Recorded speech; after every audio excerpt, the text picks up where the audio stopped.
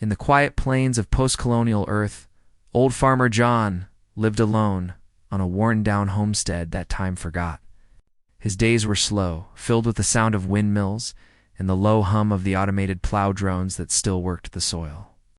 Ever since the galactic trade routes bypassed his world, humans had been slowly forgotten, left to live like echoes of a pioneering age. One night, during a red storm that rolled across the sky like fire,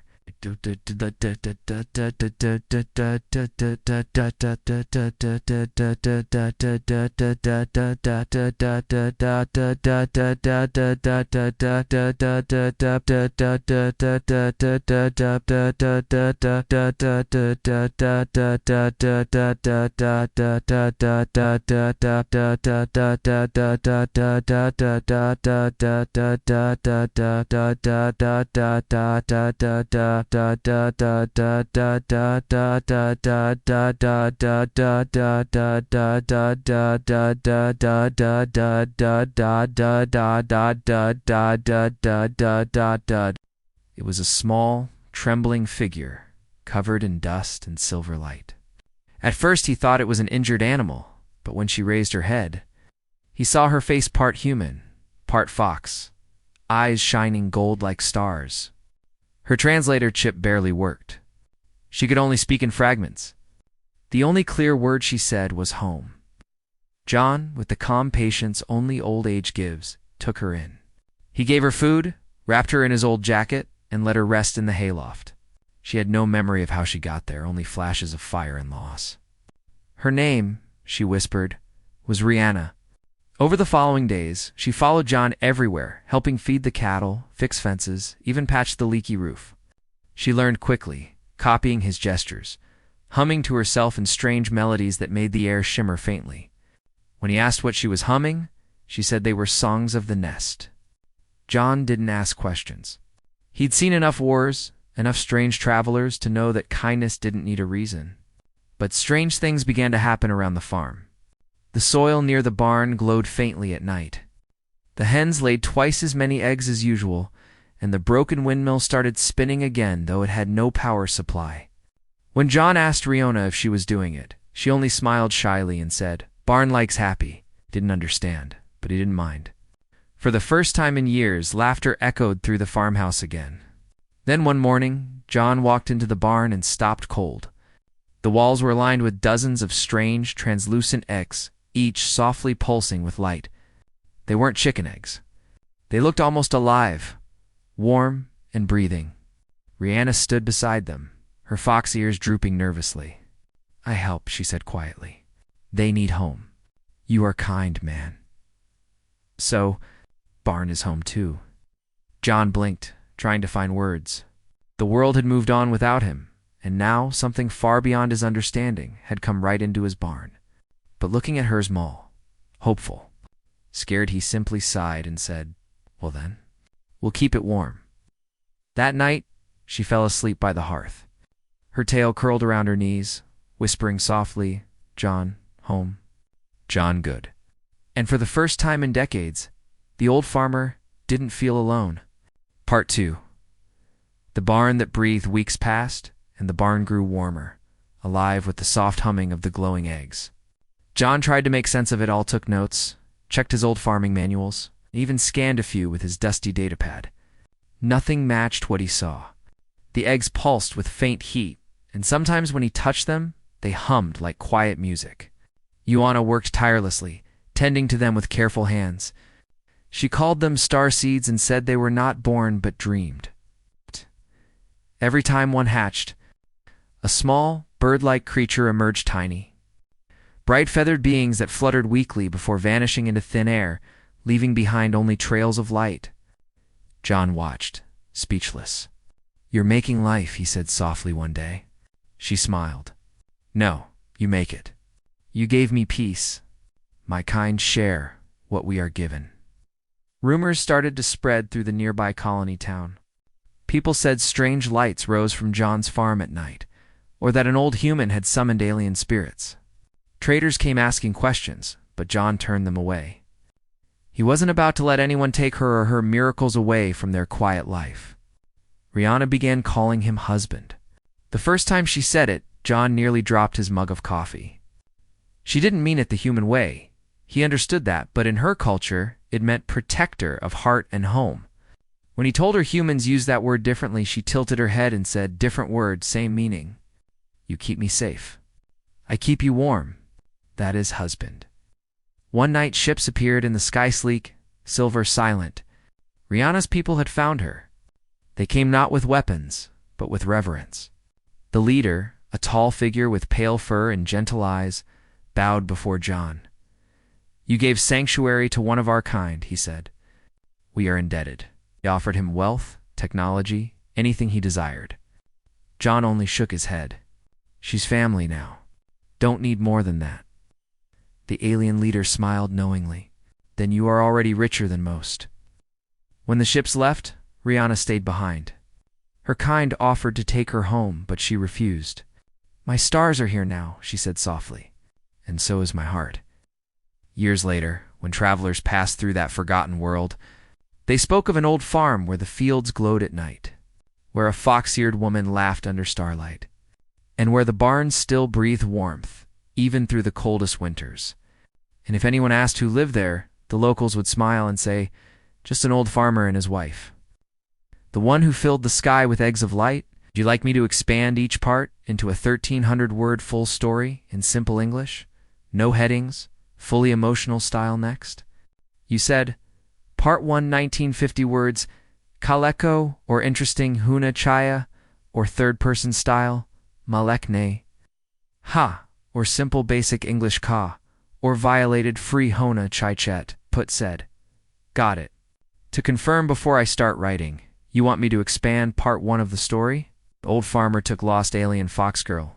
Now his barn is full of eggs and she calls him husband into a 1950-word story, written in third person, in simple, basic English, and completely violation-free, while keeping it deeply interesting and emotional so the audience doesn't get bored. Please confirm this one line so I can begin writing the full 1950-word version of part 1 right away. You said part 11950. Words Kaleko, or interesting Huna Chaya, or third-person style Ma, Lek, Niha, or simple basic English Ka, or violated free Hona Chaichat, Tet said. Perfect. Here is part 1, 1950 words of your HFY sci-fi story. Written in third person, simple basic English, and fully violation-free with an emotional, engaging tone so readers stay hooked from start to end. The sun was low over the dusty hills, throwing long shadows across the quiet land. The old farmer, John Miller, stood near the fence line, leaning on his wooden stick as he looked over his small fields. His land was tired, the soil dry and cracked, but he worked it every day, just the same. He had no family left now. His wife had passed many years ago. His only son had moved to the city's orbiting Earth when humans started joining the galactic trade routes. Now John lived alone in a farmhouse older than most machines in town. He had a few cows, some chickens, a small old tractor, and a barn that creaked in the wind. Every night, he sat on the porch, listening to the hum of faraway ships crossing the stars above, wondering how much the world had changed without him. That night, a strange wind came from the east. The air shimmered red and the sky looked alive. John thought it was another magnetic storm, the kind that sometimes rolled across the plains since the old power satellites had fallen. He went inside, shut the doors, and poured himself a cup of tea. Then came the noise. It was not thunder, not quite. It was a low, deep sound that seemed to crawl through the ground itself. The windows rattled, and his old plow drone blinked and fell still.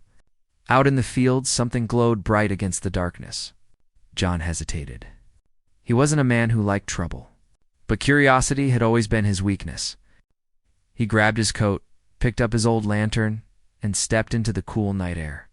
The fields were quiet, except for the whisper of the wind through dry corn stalks. The light flickered again, a soft, bluish glow coming from the far edge near the broken fence. He moved slowly, one careful step after another. When he reached the edge of the field, he saw it. A round mark on the ground burned into the soil, smoking faintly. In the center of it was something small, curled up, glowing softly. At first he thought it was an animal, a fox maybe, hit by lightning. But when he knelt down and lifted his lantern, he froze. It was a girl. She was small and fragile, maybe 15 or 16 by human looks, with pale silver hair and 2 large fox-like ears twitching weakly on her head. Her clothes were torn, made of some thin metallic fabric that shimmered like liquid light. Her skin was warm under his hand, and when she opened her eyes, they glowed like gold under moonlight. "Hey now," John whispered, startled.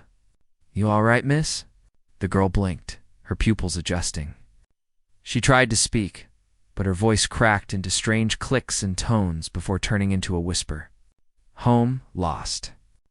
"Home." He frowned, not understanding much. "You fell from the sky, didn't you?" he murmured.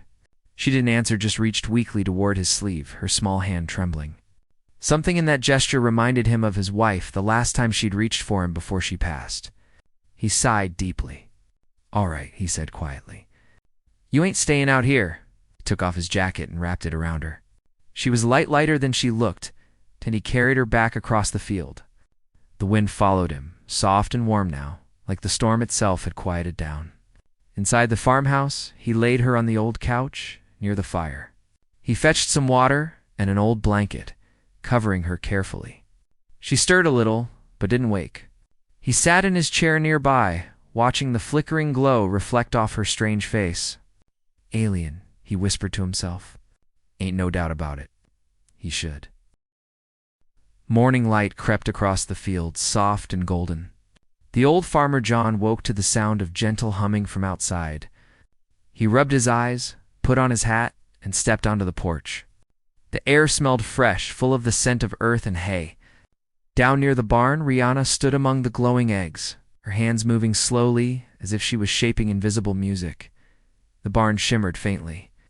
It looked alive. John watched her for a long while.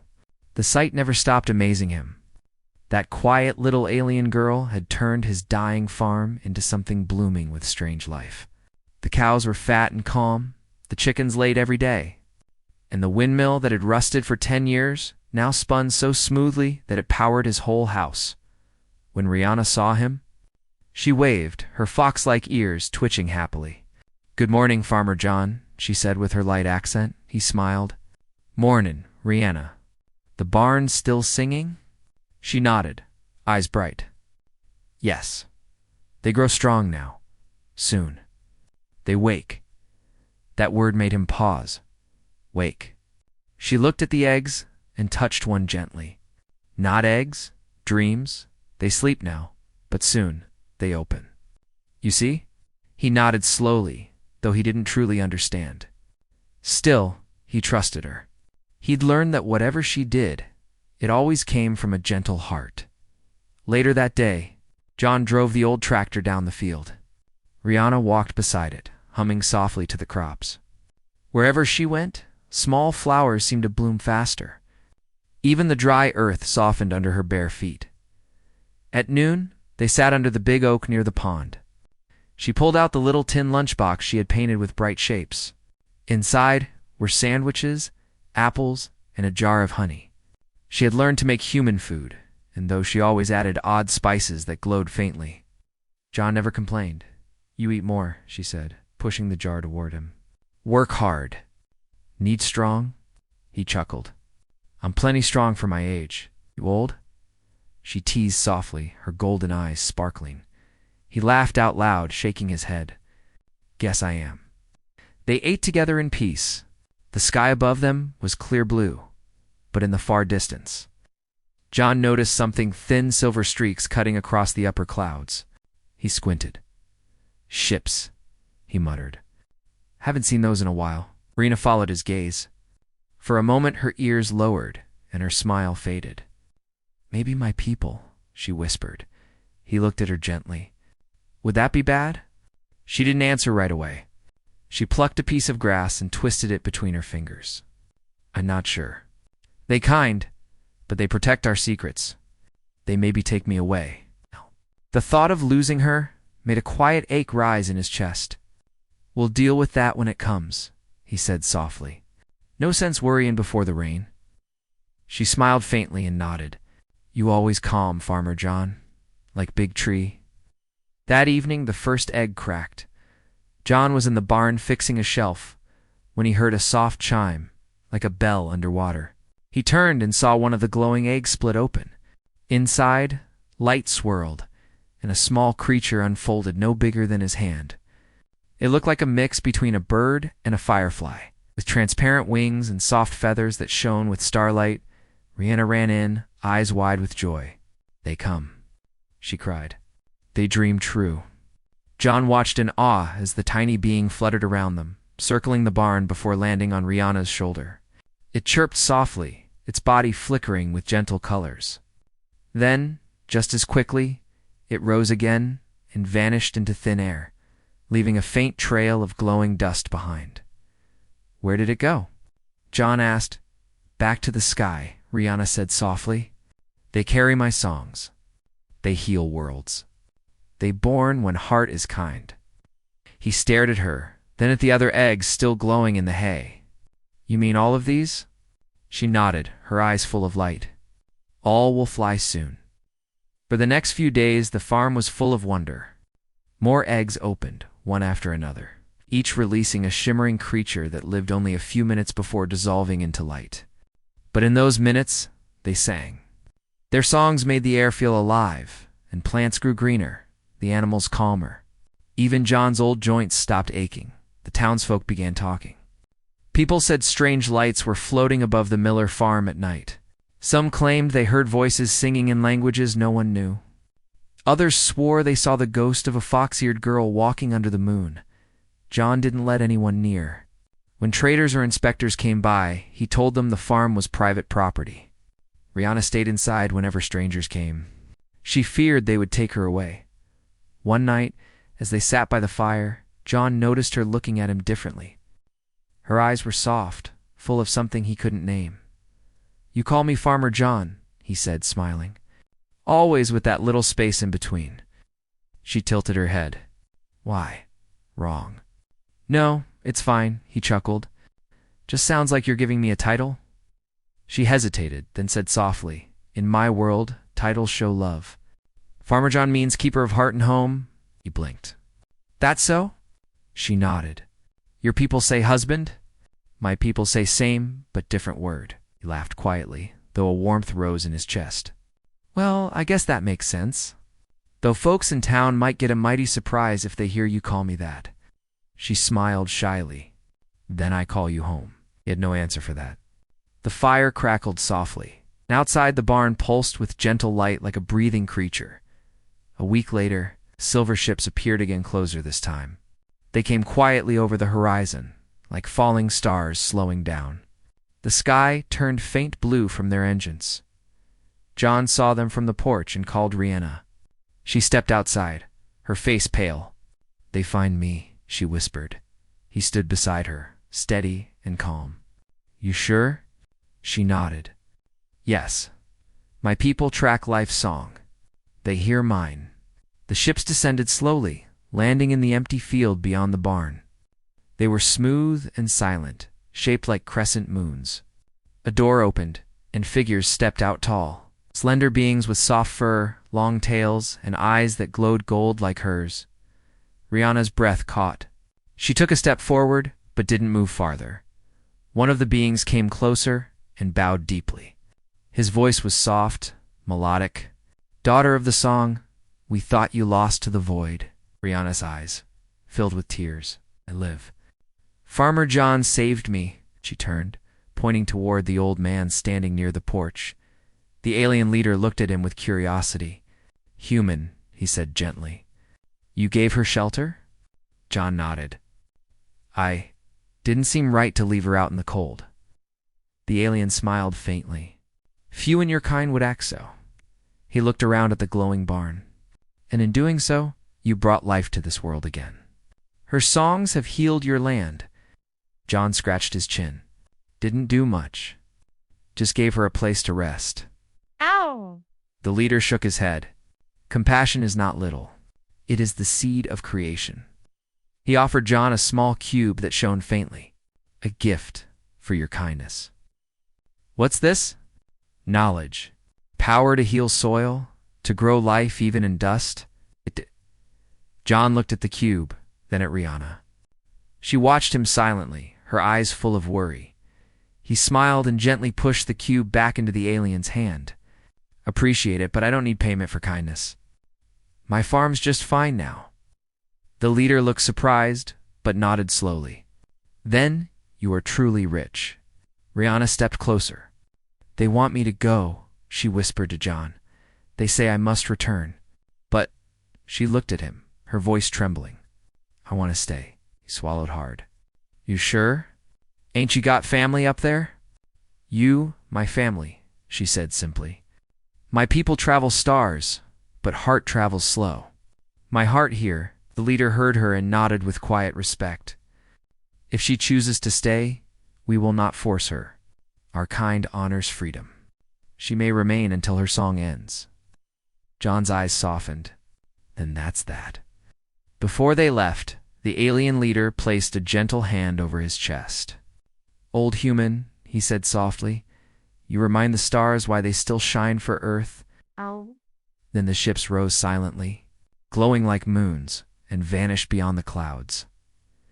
After that night, life settled again. The eggs had all hatched, and the barn no longer glowed as bright, but its warmth remained. The creatures Rihanna had released had vanished into the sky, leaving behind a strange peace that seemed to live in every blade of grass. John's farm became the most fertile land in the county. People came from miles away to buy his crops, but he never told them the real secret. They said he must have found old Earth tech, or special seeds. He only smiled and said, just good care and a bit of hope. Rihanna stayed with him. She built small lanterns from crystal shards she carried, hanging them around the farmhouse. At night they glowed softly, and the place looked like a home built between stars. She worked beside him every day.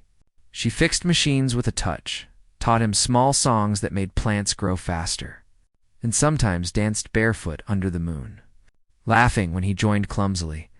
Every now and then she would whisper, "Barn happy. You happy? I happy." He'd smile, tipping his hat. Reckon that's all that matters. Years passed quietly. The seasons changed, but John didn't seem to age as fast anymore. His hair turned white, but his hands stayed strong. Rihanna's people's gift still flowed through the land, keeping it young and alive. Sometimes travelers stopped by, saying they'd seen lights in the sky above his farm's silver trails that looked like tiny wings. John always said it was just the barn breathing again. One winter night, when snow covered the fields, Rihanna sat by the fire, brushing her long silver hair. John sat beside her, sipping tea. You ever think about going back? He asked quietly. She shook her head. No, my star's here now. She looked at him and